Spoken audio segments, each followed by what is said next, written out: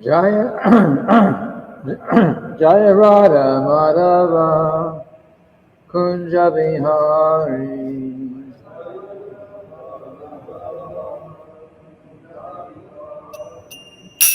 Jaya Radha Madhava Kunja Bihari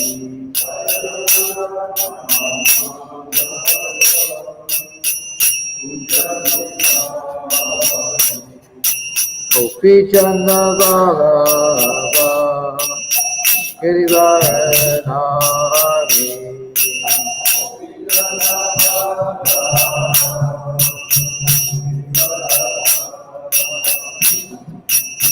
Yashoda Nandana Braja Jana Ranjana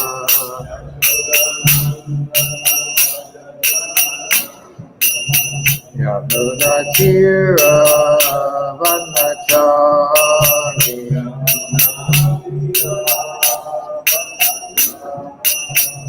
Jaya Radha Madhava Kunja Bihari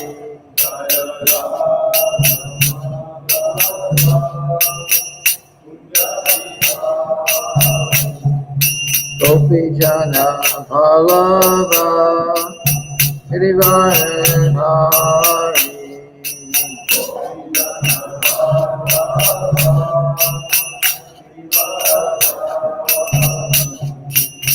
Yashoda Nandana Braja Jana Ranjana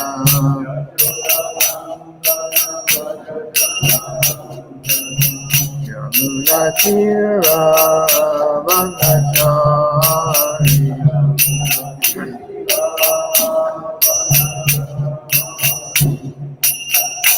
Hare Krishna Hare Krishna Krishna Krishna Hare Hare Hare Rama Hare Rama Rama Rama Hare Hare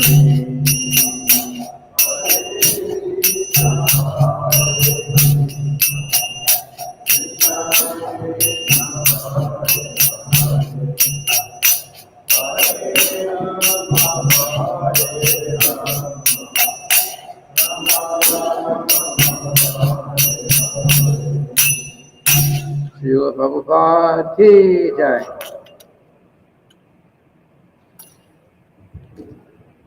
So today we read from Srila Prabhupada Nectar book. If anyone's reading from the book directly, we would be on page 293. It's number 29, called Little Drops of Nectar.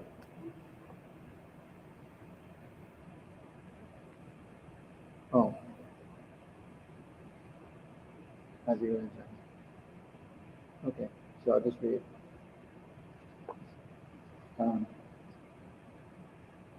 During 1977, while Srila Prabhupada was staying in Vrindavan, Pushkar Das was also there, working on a painting.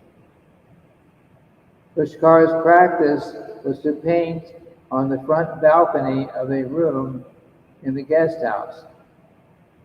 For a long time he had worked on a rendition of Krishna playing his flute with the cowherd boys, making offerings to him. Finally, he got an appointment to see Srila Prabhupada and show him the painting. Prabhupada looked at it for 30 or 40 seconds without saying anything. Pushkar became worried. On previous occasions, Prabhupada had said that he was expert and had made other complimentary remarks. Looking at Pushkar, Srila Prabhupada asked, "What is the idea?" "Well, Krishna is here. Well, Krishna is there." Pushkar was now getting nervous. He had already guessed Prabhupada didn't like the painting, playing his flute by the Yamuna. Where is it in the book?" asked Srila Prabhupada. Pushkar then realized that he hadn't been thinking of everything in the books. Well, Prabhupada, he said, the pastimes are unlimited, aren't they?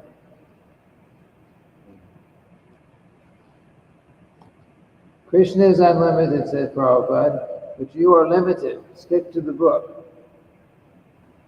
Is it all right for publication? Asked Pushkar. Prabhupada didn't say no, but he didn't look very happy.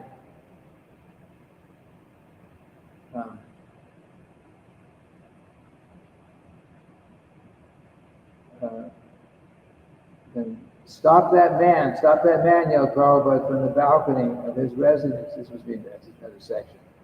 Stop that man, yelled Prabhupada from the balcony of his residence in Vrindavan.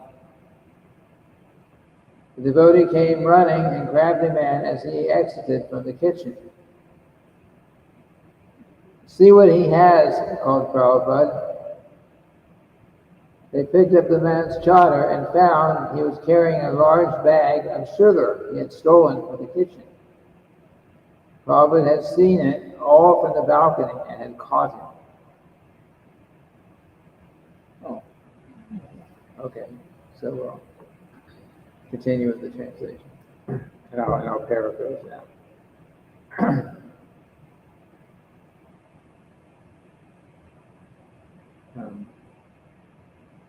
Next, today, just over a year since I first joined Srila Prabhupada, I made my greatest blunder. Blunder, mistake. Blunder means mistake. Mistake? Yeah.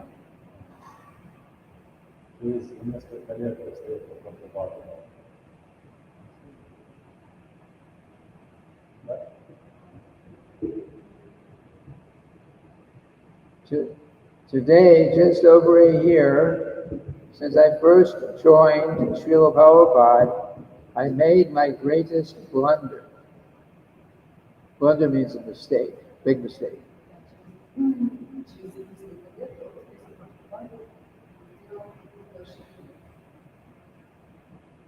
So it says that in the morning, as Srila Prabhupada usually did, he went on the roof to the back veranda, like a back porch, in order to rest some in the sunshine. Srila Prabhupada went from his room to the back, to a veranda, means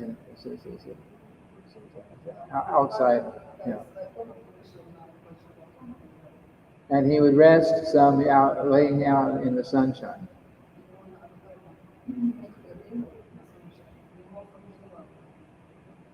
So this devotee, I don't know who this devotee is speaking, writing this, but he says, so he left Srila Prabhupada there, thinking that if Srila Prabhupada did want something, he would just ring his bell.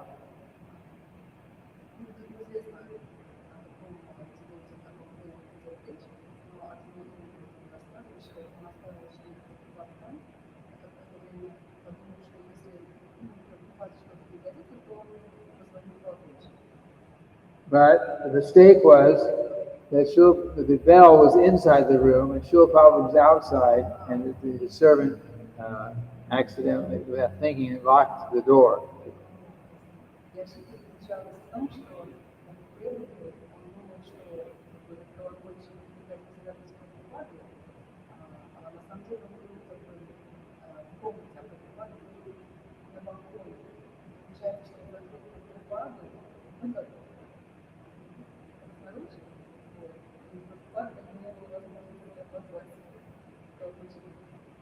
So after some time, some boy came running from the guest house and said, Srila Prabhupada is trapped on the roof.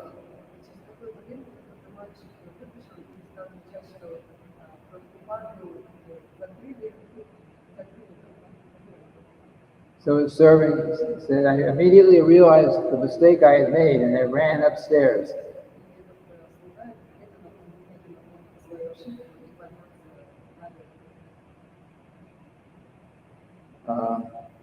Srila Prabhupada when the servant got to the room, he saw that Srila Prabhupada was waiting outside the screen door. He was waiting outside the screen door to come in.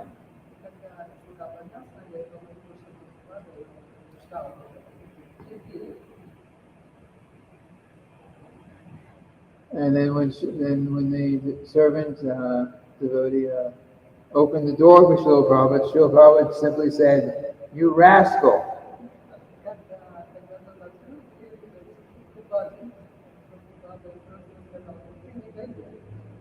I've been standing here for over an hour.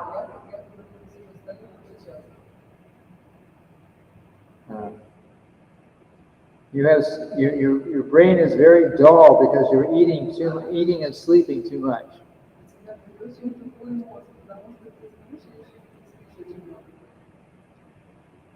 So it says Srila Prabhupada was very angry, but he did not shout.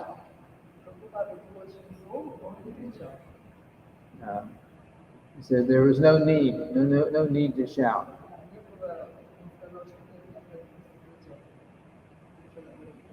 The offense was obvious and it was like nonsense.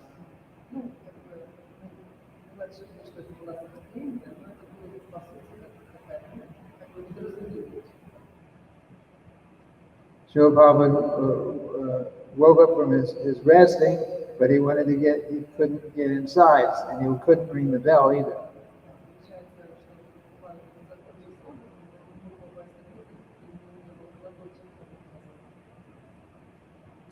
And it was 45 minutes before he could even get someone's attention.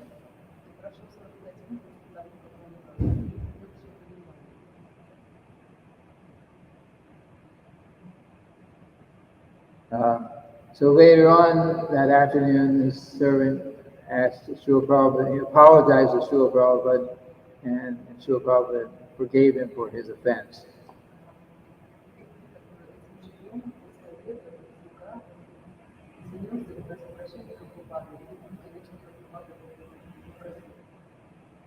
Srila Prabhupada warned him, but he forgave him for his offense, but he warned him that he should be very careful in performing his service.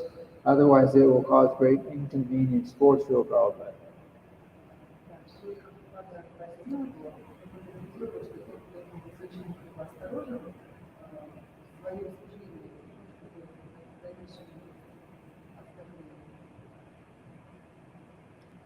Okay, next, number 30, the next section, also called Little Drops of Nectar.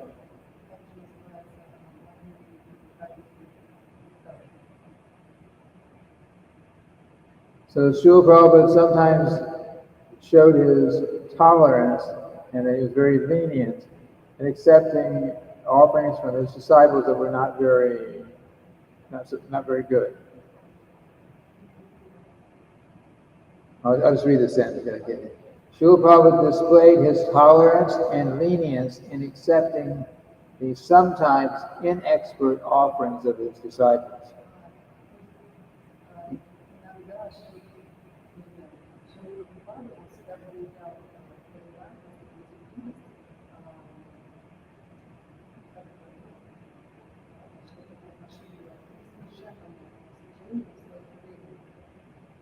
Yeah, I'll just try to read this correctly. Maybe it works easier. Okay. He demonstrated this amply, sufficiently, at the San Francisco Rath Yatra in 1970 by accepting some unusual clothing which the devotees had sewn for him.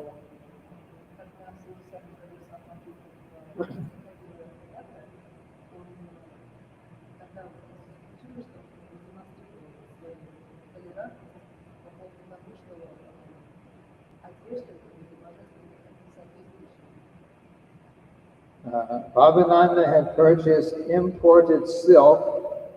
Narayana had purchased pearl buttons and set them in gold. And Dina Dayadri and Chitralekha had worked very meticulously on sewing Prabhupada a Western-style cowboy shirt.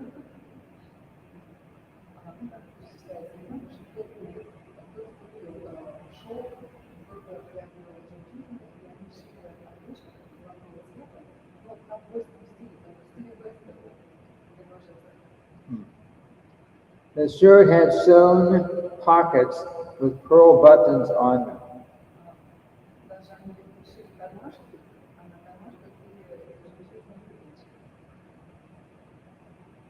The dhoti was supposed to complete a matching set along with a Prabhupada hat made for the occasion.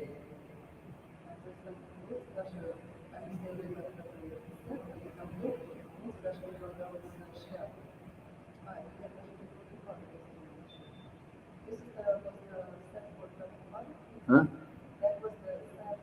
Yeah, they made it special for Srila Prabhupada. When Srila Prabhupada put on the dhoti, the cloth was so wide that the dhoti dragged on the ground.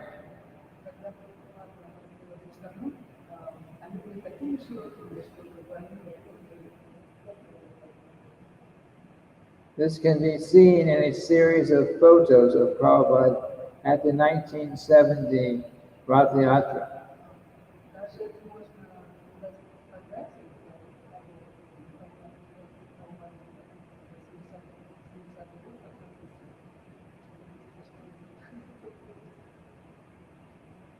The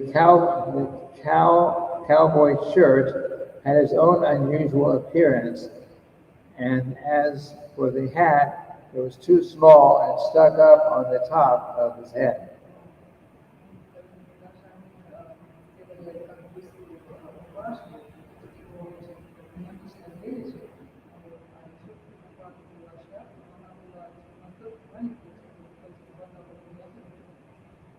So Srila Prabhupada tolerantly accepted and wore the clothes worn by his American boys and girls.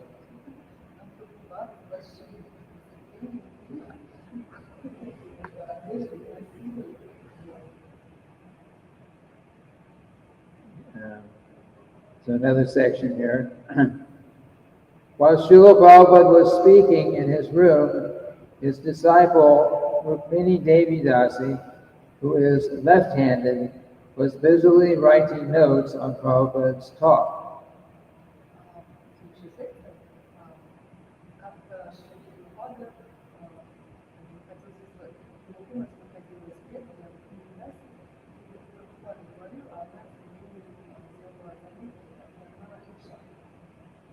So this left-handed phenomenon,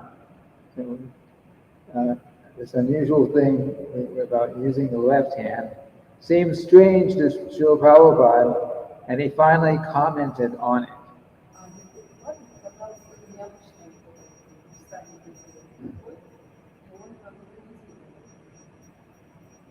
Srila Prabhupada says, "You write like Gargamuni," said Prabhupada, "backwards and topsy-turvy." One of his early disciples, Gargamuni.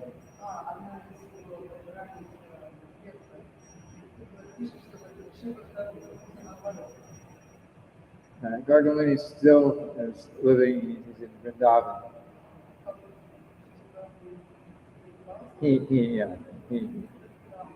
One of the very first disciples of Srila Prabhupada. So, Srila Prabhupada went on to say, Srila Prabhupada then said that he had once seen a man in Calcutta who played harmonium with his elbows, kartals with his knees, and mridanga with his feet.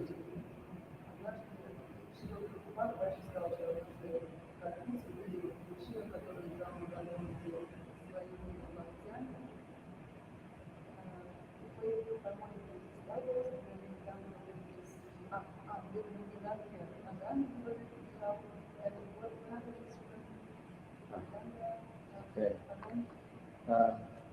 He played harmonium. This person Srila Prabhupada has seen played harmonium with his elbows, kartals with his knees,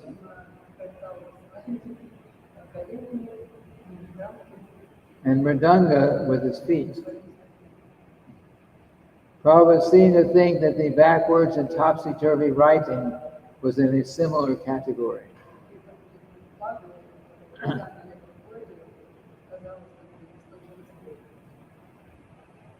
Number 31, Srila Prabhupada said, on the subject of sannyas,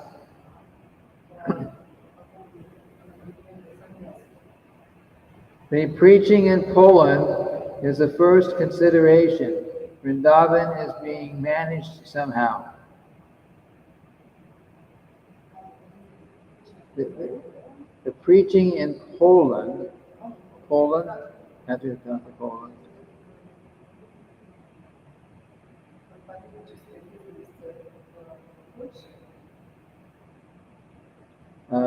Now the most important work is that side in the communist countries.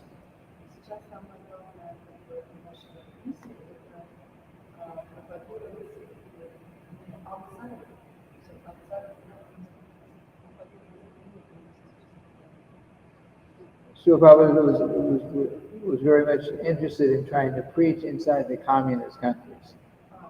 I think Poland is or was or is communism.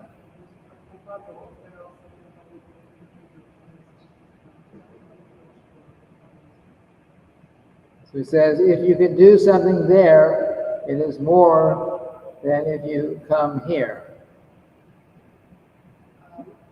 Maybe in other words, there's a question of someone either preaching in Vrindavan or preaching in a communist country. So he said it's more important that you preach in the communist country because we have plenty of devotees and management's okay here.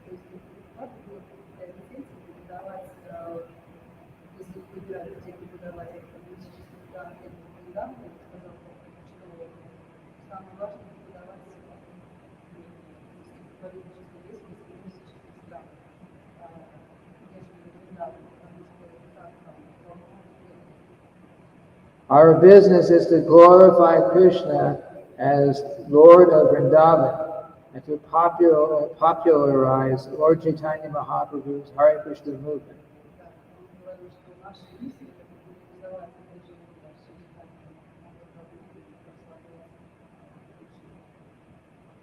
Srila Prabhupada is saying that I was a resident of Vrindavan, but at the age of 70, I tried to preach Krishna consciousness a little bit, and now this institution has come out.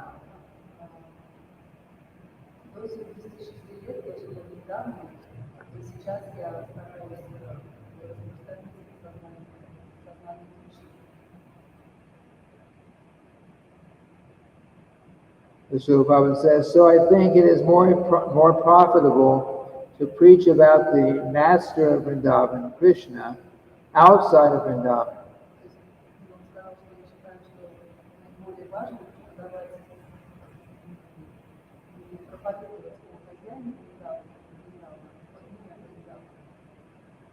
A devotee of Krishna can create Vrindavan everywhere by preaching the glories of Krishna.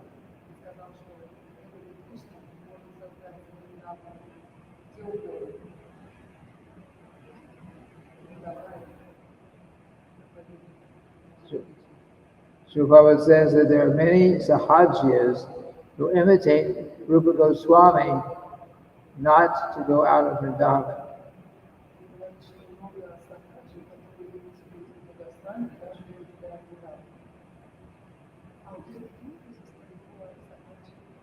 Sahajas are people who take everything about Krishna, how do you say? Cheaply.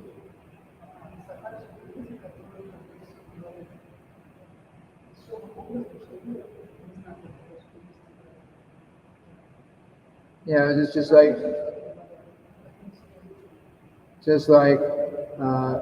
we understand the conjugal love and relationship between Krishna and his devotees. That's highest platform possible.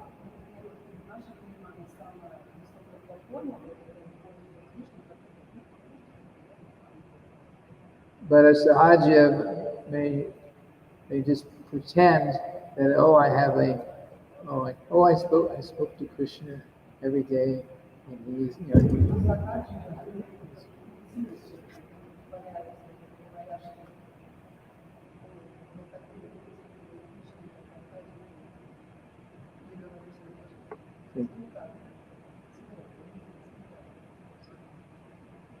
um,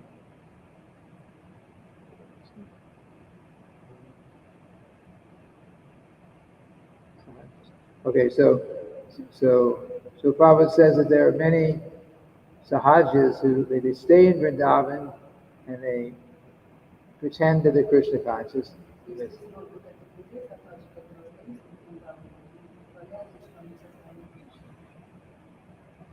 But Srila Prabhupada said, but Lord Chaitanya, he remained outside of Vrindavan to preach.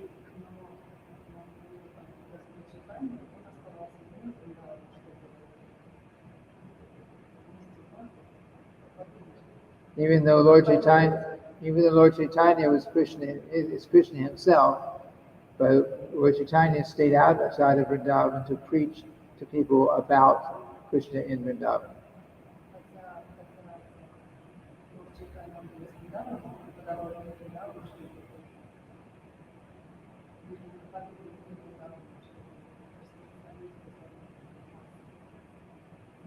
So Srila Prabhupada was telling this particular devotee, I don't know who this is, because you're sannyasi, so it would be better use of your time to preach the outside of Vrindavan and preach to people about the glories of Vrindavan.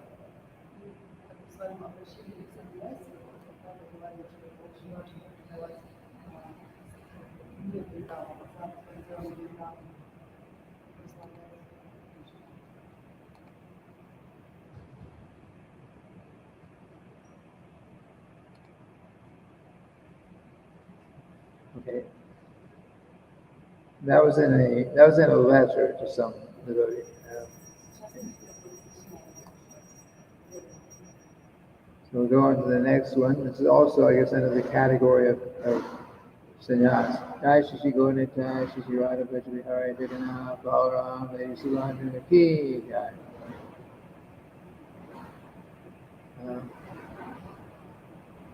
The purpose of sannyas is that now one has no hindrance for preaching work. What is hindrance? No obstacles. There's nothing to prevent. If someone's a sannyasi, there's nothing to prevent them from preaching, like family and stay in one place.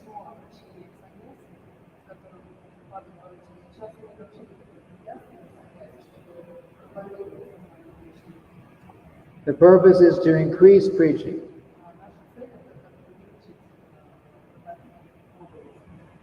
So Srila Prabhupada says if someone takes sannyas but does not increase his preaching, then it's of no value.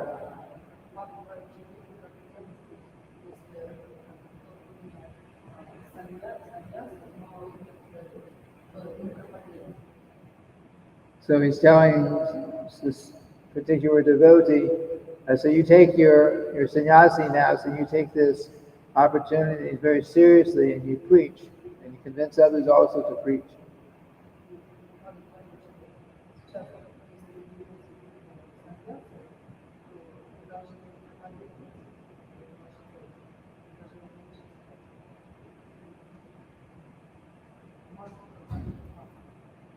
He says, then there will be no question of thinking of other things. This will all vanish.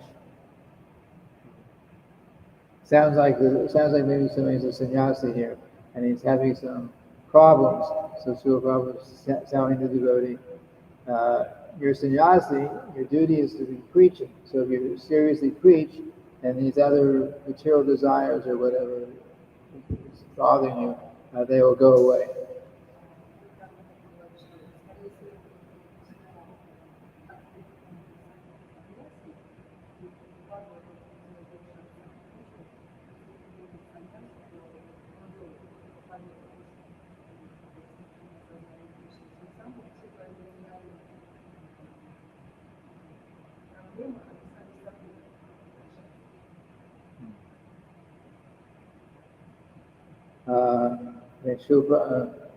Another one is another letter. Srila Prabhupada is saying, so far as your question that the women sew clothes for the sannyasis' deities, Srila Prabhupada says it is not possible. Sannyasis may have no connection with women.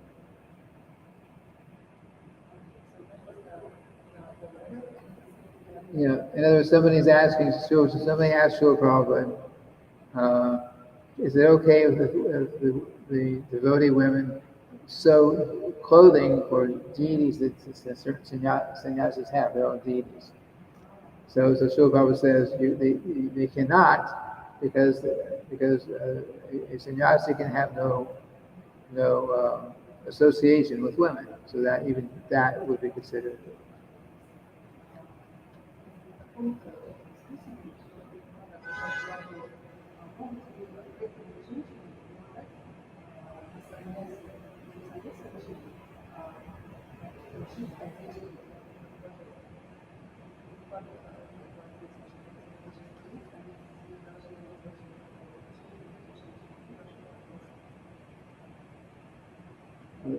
So another letter.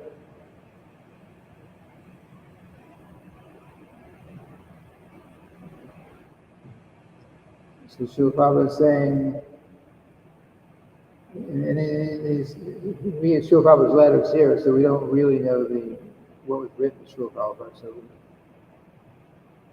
But it says, regarding taking sannyas, this mentality that either I will have sex life or I will take sannyas, this is not proper.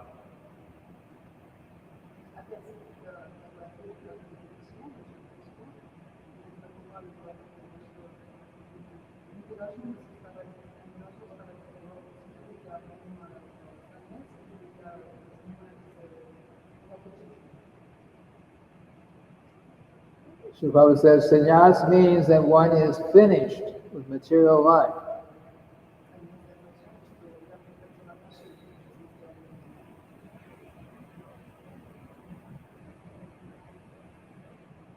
Srila Prabhupada says, so you have gotten married and you are in family life.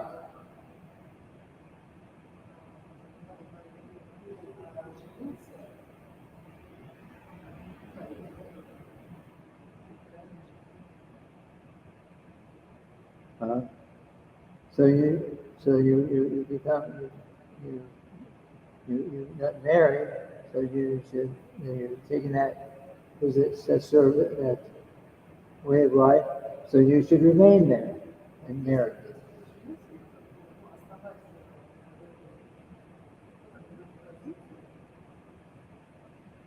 Srila was saying, you thought that by getting married you will expand your service, so you should do that.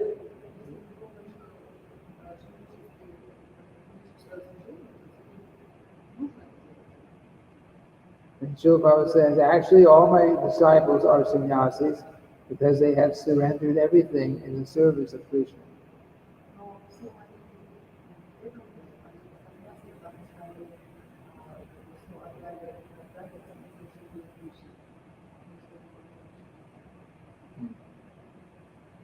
In another letter, Srila Prabhupada was saying that is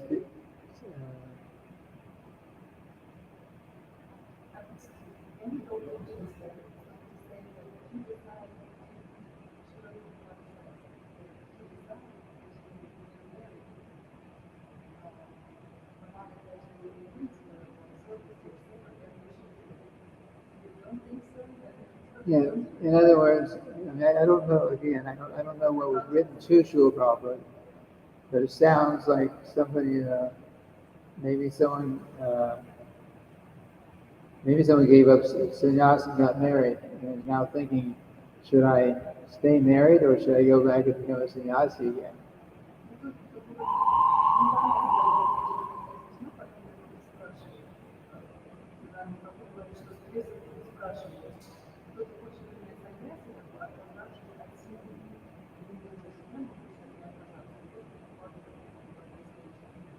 And he also is telling this devotee that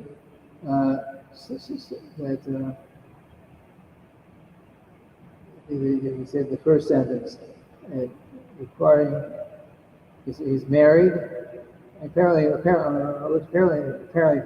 this letter, this devotee is married, but now he's thinking, he's married, thinking that was going to increase his service, but now he's thinking, maybe I should just take sannyas, give up being married and be a sannyasi.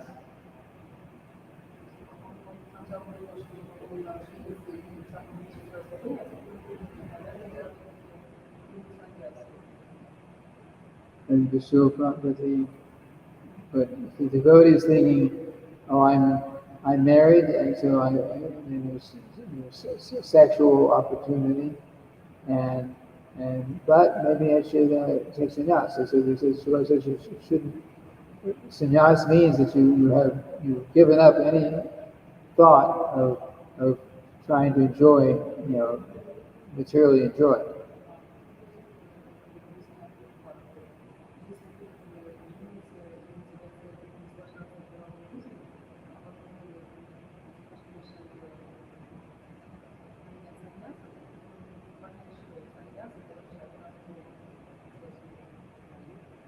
So Srila Prabhupada's point was that whatever order of life we happen to be in, whatever order of life we're comfortable in, we should use that and to increase our service for Lord Krishna.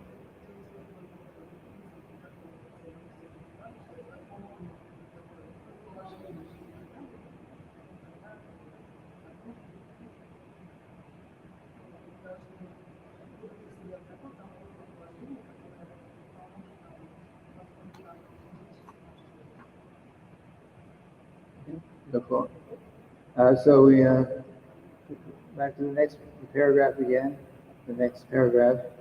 So Srila Prabhupada was telling some devotee, sannyasi apparently, that he says that you cannot stay anywhere very long due to rules of your visa. It is a blessing in disguise.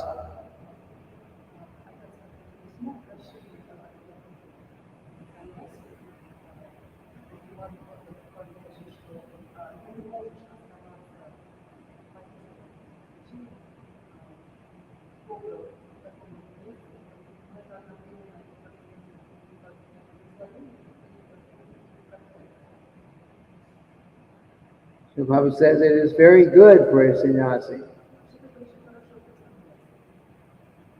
Narada Muni was similarly cursed by Daksha that he could not stay anywhere very long, and this only increased his preaching.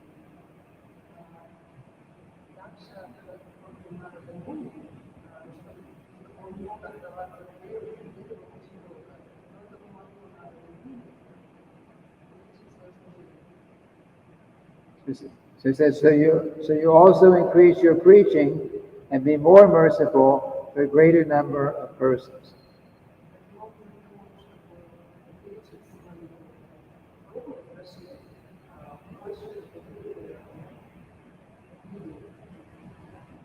And regarding this statement about Narada Muni, so Daksha, who was Grihastha, he was thinking, he wanted to curse Narada Muni, so he was thinking the worst thing is if you have to keep constantly move because you cannot stay in one place and set up a situation where you can enjoy like a home. So he's thinking so I'm cursing you that you cannot stay in any one place more than a few minutes.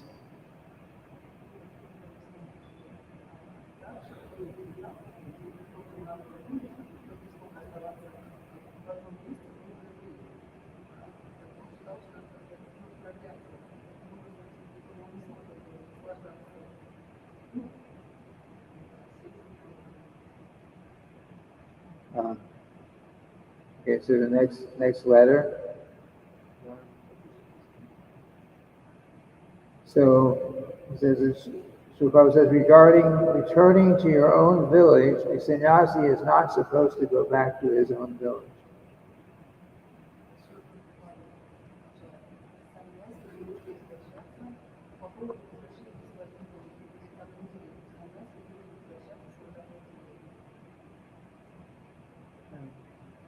The next one. The spirit soul is equal in either a man or a woman.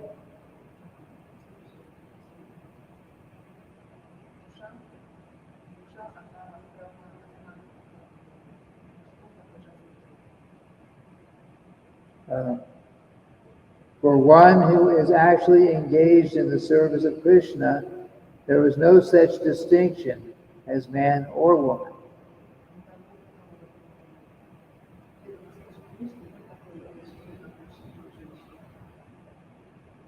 In the Bhagavad Gita, 6th chapter, 1st verse, it is stated, Anashrita karma palam karyam karma karotiya sa sannyasi cha yogi cha na niragir na chakriyaha.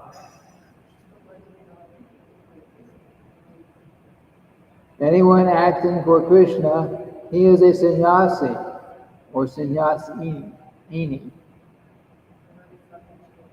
Sannyasi.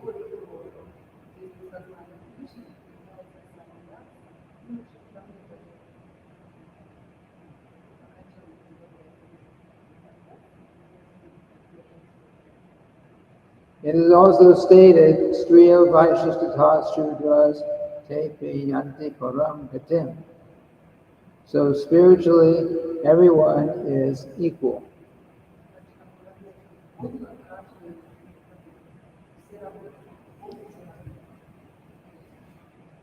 But materially, a woman cannot be given sannyas.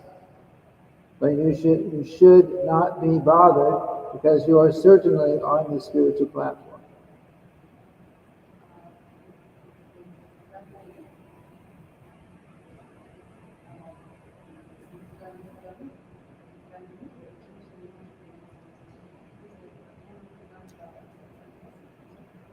A woman cannot take sannyas, yes.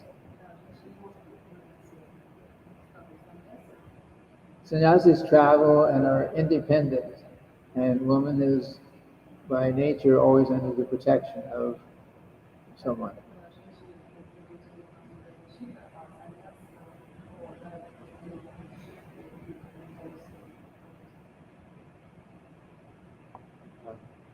But Srila Prabhupada's point is that if we're engaged completely in Krishna's service, whether we have a male body or a female body, we are, it's like being sannyasi. We just don't, you know.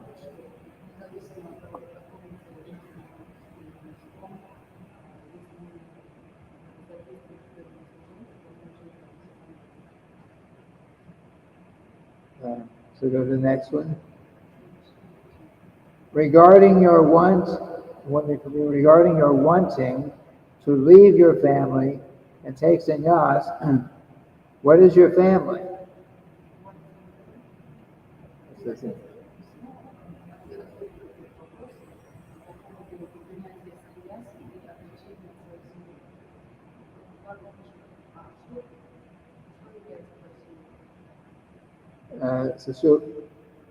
Srila Prabhupada says, you live separately from your wife and you have no children, so you are already sannyas.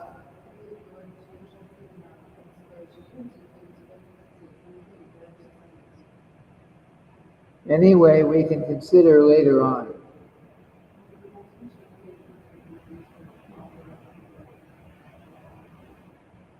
Srila Prabhupada says, first we have to push this movement. That is most important.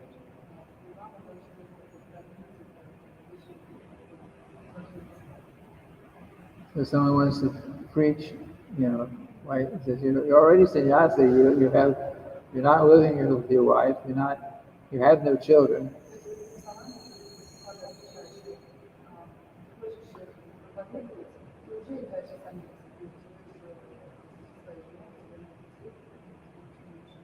So Srila says, we can talk about your, formal sannyas later on. It's okay. We can talk about it. But one way or another, we need to, whatever our situation is, we need to do everything we can to spread this movement.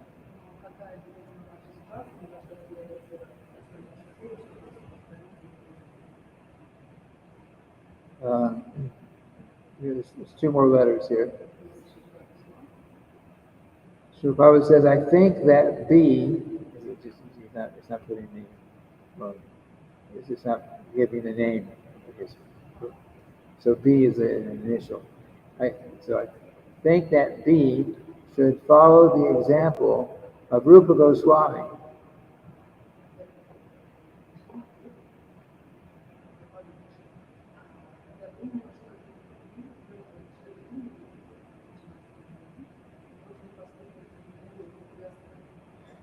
So Srila Prabhupada says that Rupa Goswami took sannyas and gave 50% in charity, 25% for family use, and he kept 25% for emergencies.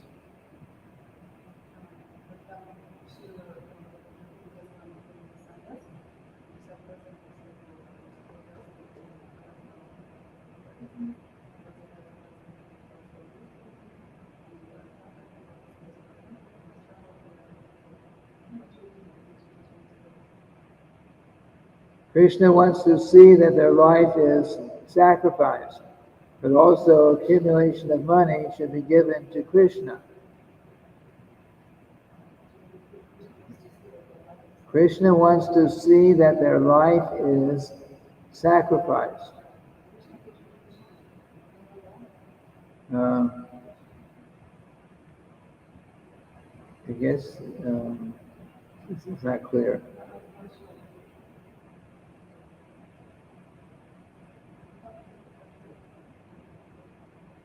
Life to Krishna and money to life.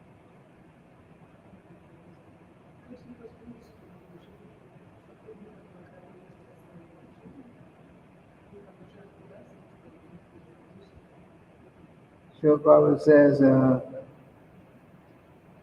life to Krishna, giving one's life to Krishna and one's money to wife is not a good decision. This would probably make more sense if it was all the letter that was written, Srila Prabhupada was responding to. So I don't know. We have one more letter here in the section. If you feel Maya attractive, then live an honest life as a householder and contribute to our movement. Again, Srila Prabhupada is saying to someone, if you feel that Maya is attractive, then live an honest life as a householder and contribute to our movement. Give donations to our movement.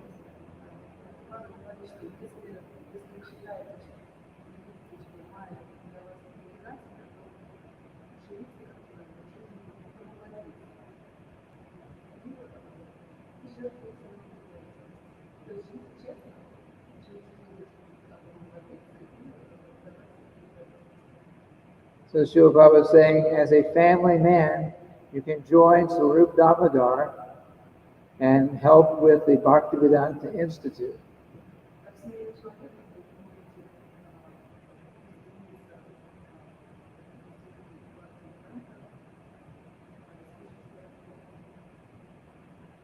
Chaitanya Mahaprabhu says it doesn't matter whether one is a sannyasi, grihastha, brahmana, or shudra.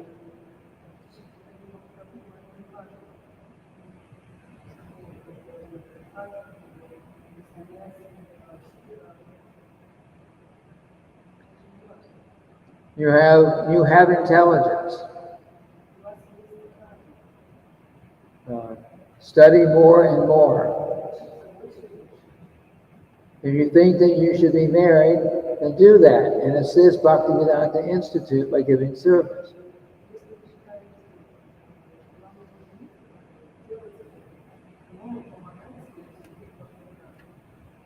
Srila Prabhupada says,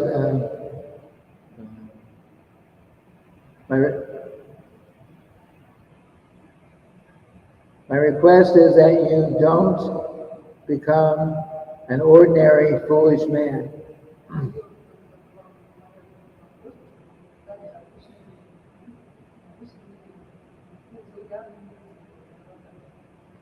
Keep Krishna consciousness in any condition of life. That is success.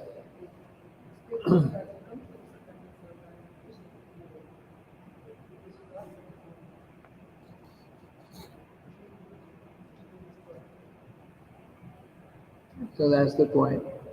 So someone's grihasta, or one's sannyasi, or one's any order of life, the main thing is that we're in a comfortable position for our particular situation, and we do the best. We serve Krishna the best we can.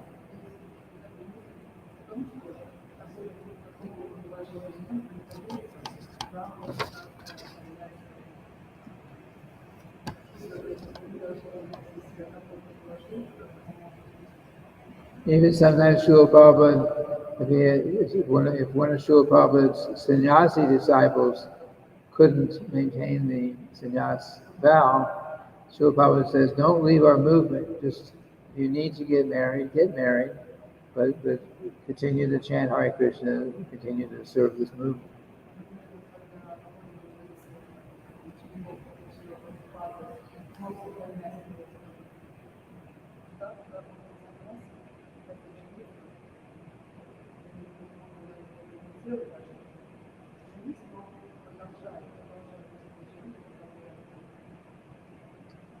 So that's the end of this section. Any questions or comments?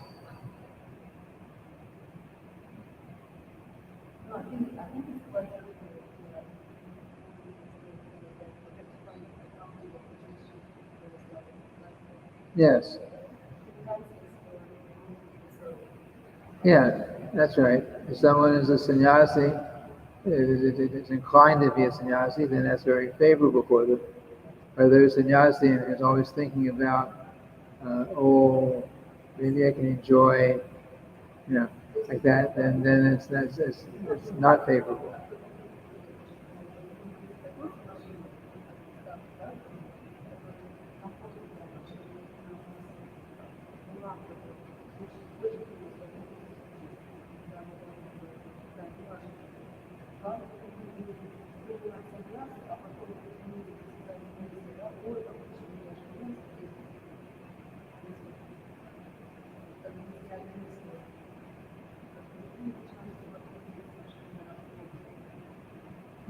That's the point.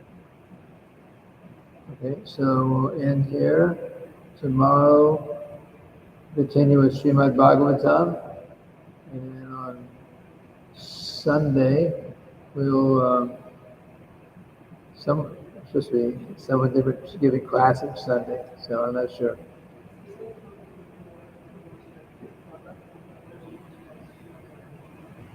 Maybe you'll. Okay, so in for now, Srila Prabhupada.